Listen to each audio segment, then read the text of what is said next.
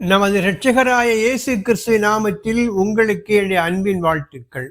உங்கள் சிந்தனைக்கு என்கிற தலைப்பில் நான் வழங்கி வருகிற செய்திகள், விசுவாசிகள் அடிப்படையான இறையியல் கோட்பாடுகளை கற்றுக்கொள்ள வேண்டுங்கிற வாஞ்சையோடு உங்களுக்கு நான் வழங்கி வருகிறேன். விசுவாசிகளாகிய நீங்கள் இந்த செய்திகளை கேட்டு, இந்த செய்திகள் உங்களுக்கு பிடித்திருக்கும் என்று நீங்கள் கருதினால், இந்த செய்திகளை மற்ற விசுவாசிகளுக்கு நீங்கள் அறிமுகம் செய்து வையுங்கள். வசனத்தின் மீது தாகமுள்ள, ஆர்வமுள்ள, அடிப்படை இறையியல் கோட்பாடுகளை கற்றுக்கொள்ள வேண்டும் என்கிற வாஞ்சியுள்ள விசுவாசிகளுக்கு இந்த செய்திகளை நீங்கள் அனுப்பும் பொழுது அவர்கள் நிச்சயமாக பலனை பெற்றுக் கொள்வார்கள் என்ற நம்பிக்கை எனக்கு இருக்கிறது. இன்றைக்கு நாம் தியானிக்கக்கூடிய, ஆராயக்கூடிய தலைப்பு என்னவென்றால், பிதாவை நாம் தரிசிக்க முடியுமா? பிதாவை நாம் பார்க்க முடியுமா? இதுதான் இந்த நாளுடைய முக்கிய தலைப்பு. வேதத்தை பொறுத்தளவில் இது ஒரு மிக மிக முக்கியமான ஒரு தலைப்பு. வேதத்தில் இரண்டு வகையான நிகழ்வுகளும் காணப்படுகின்றது, இரண்டு வகையான கருத்துக்களும் காணப்படுகின்றது. ஒன்று என்னவென்றால், பிதாவை தரிசிக்க முடியாது என்று சொல்லக்கூடிய கருத்துக்கள். அதே வேளையில் பிதாவை தரிசித்த நிகழ்வுகளும் காணப்படுகின்றது.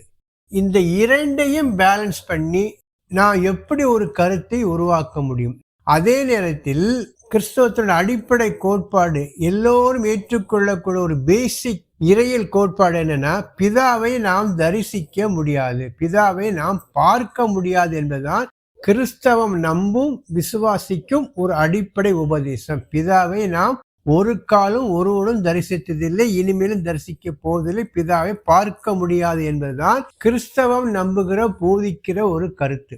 அதே வேளையில் பழைய ஏற்பாட்டில் யாக்கோபு, மோசே, ஆரோன், மூப்பர்கள், ஏசையா போன்ற மிகப்பெரிய தேவ மனிதர்கள் பிதாவை கண்டதாக, தரிசித்ததாக பழைய ஏற்பாட்டில் சொல்லப்பட்டிருக்கிறது.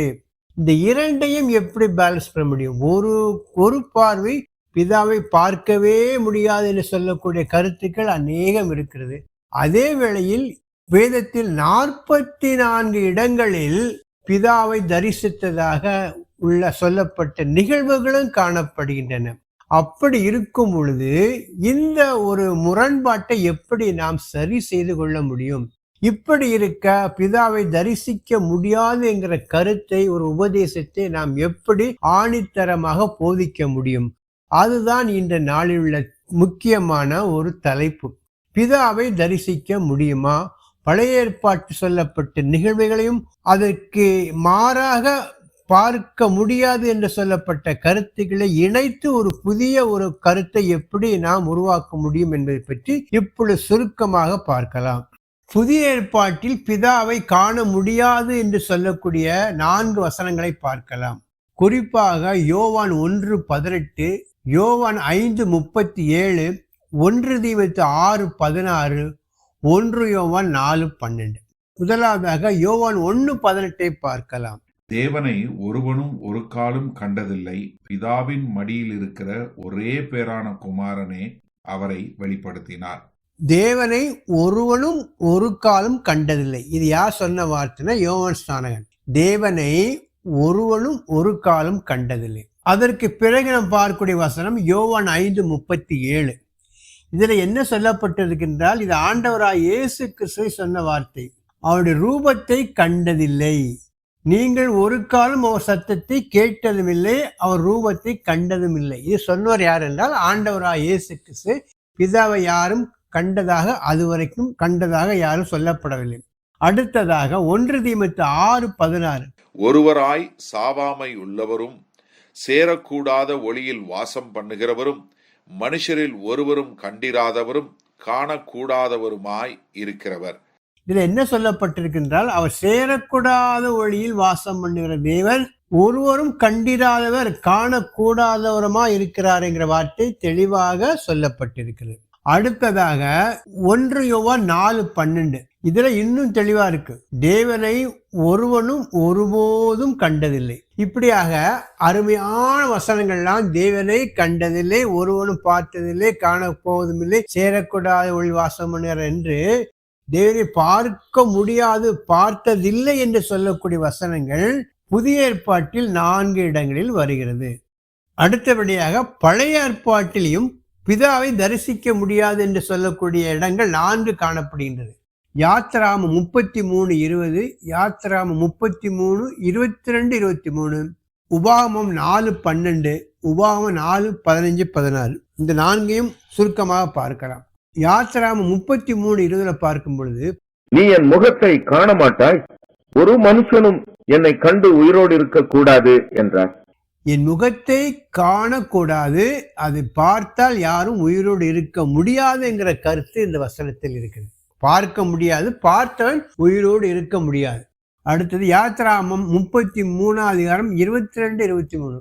என் மகிமை கடந்து போகும்போது நான் உன்னை அந்த கன்மலையின் வெடிப்பிலே வைத்து நான் கடந்து போகும் மட்டும் என் கரத்தினால் உன்னை மூடுவேன். பின்பு என் கரத்தை எடுப்பேன், அப்பொழுது என் பின் பக்கத்தை காண்பாய், என் முகமோ காணப்படாது என்றார்.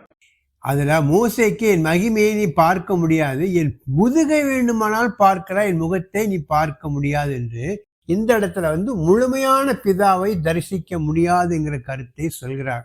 அதே மாதிரிதான் உபாகமம் 4:12, உபாகமம் 4:15-16 போன்ற வசனங்களை படித்து பார்த்தால் இதே கருத்து சொல்லப்பட்டிருக்கும். பிதாவை நாம் தரிசிக்க முடியாது. வேதத்தில் 8 இடங்கள்ல பிதாவை தரிசிக்க முடியாது, பார்க்க முடியாதுங்கிற கருத்துக்கள் ஆழமாக வேதத்தில் உறுதிப்பட்டிருக்கிறது. இனி பழைய ஏற்பாட்டில் தேவனை தரிசித்த நிகழ்வுகளை குறித்து இப்பொழுது பார்க்கலாம். பழைய ஏற்பாட்டில் கடவுள் 44 தடவை தரிசனம் கொடுத்ததாக டேக்ஸ் என்கிற மிகப்பெரிய வேத பண்டிதர் குறிப்பிடுகிறார். 44 times appearances வெளிப்பட்டதாக, கடவுளுடைய தரிசனம் வெளிப்பட்டதாக குறிப்பிடுகிறார். அதாவது எப்படி என்றால், நெருப்பாக, கடவுளுடைய சத்தமாக, நேரடி தரிசனமாக, அக்கினி சம்பமாக, தேவனுடைய மகிமையாக, இப்படி பல்வேறு நிலைகளில் தம்மை கடவுள் வெளிப்படுத்தியதாக பார்க்கலாம். இப்படி அந்த 44 appearances மெயினா 2 மிகப்பெரிய கூறுகள் உண்டு. 2 மிகப்பெரிய தியாலஜி இருக்கு. ஒன்றுன்னா கிறிஸ்டோபனி என்று சொல்வார்கள், இன்னொன்று தியோபனி என்று சொல்வார்கள். தியோபனி என்றால் தேவ தரிசனம், கடவுளுடைய தரிசனம், பிதாவாகிய கடவுளே தரிசனம் கொடுத்த நிகழ்வுகள். கிறிஸ்டோபனி என்றால்னா இயேசு கிறிஸ்துவே தரிசனம் கொடுத்ததாக நிகழ்வு. அதாவது எப்படி என்றால், தேவகுமாரனாகிய கிறிஸ்து, இயேசு கிறிஸ்து என்கிற பெயரில் இந்த உலகத்தில் தோன்றுவதற்கு முன்பாக இருந்த அந்த ப்ரீ இன்கார்னேட் கிரைஸ்ட் என்று சொல்வார்கள். அந்த நிலையில் அவர் பழைய ஏற்பாட்டில் பல இடங்களில் தன்னை வெளிப்படுத்தி இருக்கிறார். அப்படிப்பட்ட இடங்களெல்லாம் கர்த்தருடைய தூதனானவர் என்கிற வார்த்தை பயன்படுத்தப்பட்டிருக்கும். இந்த கர்த்தருடைய தூதனானவர் என்கிற வார்த்தை எங்கெல்லாம் பயன்படுத்தப்பட்டிருக்கிறோ அந்த இடத்தில் கர்த்தருடைய தூதனானவர் மக்களுடைய ஆராதனையை பெற்றுக்கொண்டார், அதிசயங்களை செய்தார், கடவுளுக்குரிய அத்தனை குணாதிசயங்களையும் பெற்றுக்கொண்டதாக செய்ததாக பார்க்கலாம். ஏஞ்சல் ஆஃப் த லார்ட் என்று சொல்வார்கள். இப்படி 2 வகைகளில் மெயினா 44 appearances 2 வகையில் அதிகமான தரிசனங்கள் வெளிப்பட்டதாக பார்க்கலாம். இன்னும் சில நிகழ்வுகளில் குறிப்பாக தானியேலுடைய புத்தகத்தில் பார்ப்போம் என்றால், அந்த 4 பேர் அக்கினி சூழலில் இருந்தபோது அவர்களுக்கு நடுவில் அறியப்படாத ஒரு உலாவை கொண்டிருந்தா பார்க்கலாம். தானியேலும் தன்னுடைய சொப்பனத்தில் நீடி ஆயுளை கொண்ட ஒருவரை பார்த்ததாக கூறுகிறார். இப்படி அது ஒரு செப்பரேட் இன்சிடென்ட். அதுபோல ஏசியா தீர்க்கதரிசி கடவுளை சிங்காசனத்தில் பார்த்ததாக சொல்கிறார்.